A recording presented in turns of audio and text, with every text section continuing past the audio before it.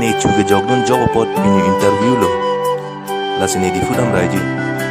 to wang dap yang nun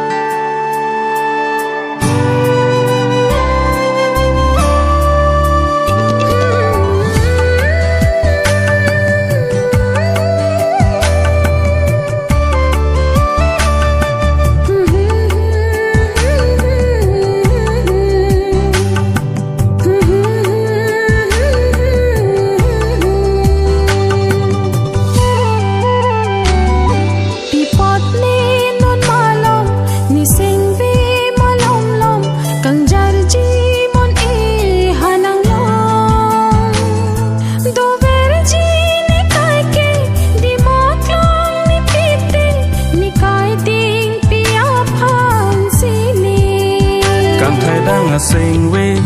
ke sampung wet men tu pen lo ne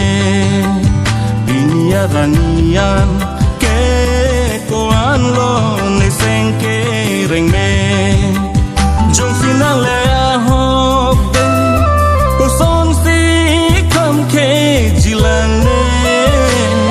pipot ne non malom ni sing vi malom lom kang jarji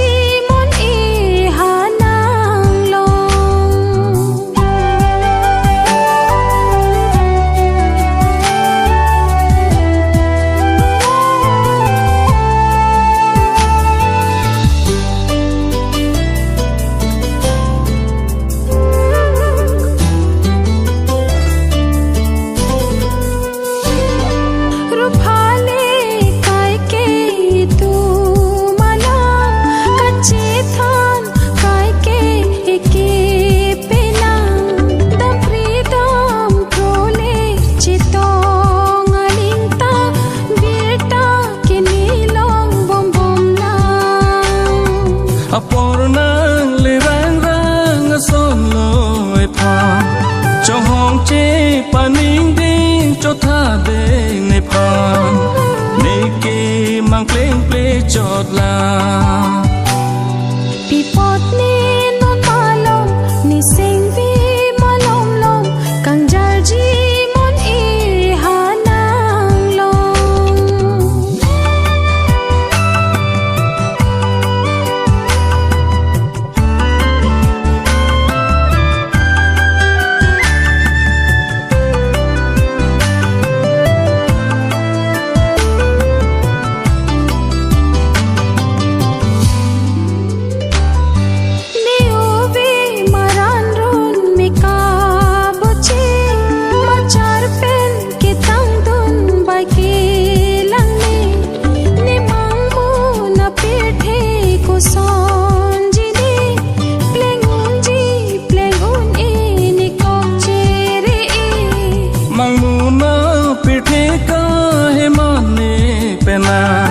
kabirti ka som se alam ka chetan leng wek ji tu makema pipot ne non malom ni sing vi malom lom kang jarji mon e hanang long do ver ji ni kai ke di mot long ni piti ni kai ding pia phan si ni kang thai dang a sing we ke sampung wet men tu pen lo ne binia ranian ke koan lo ne seng ke reng me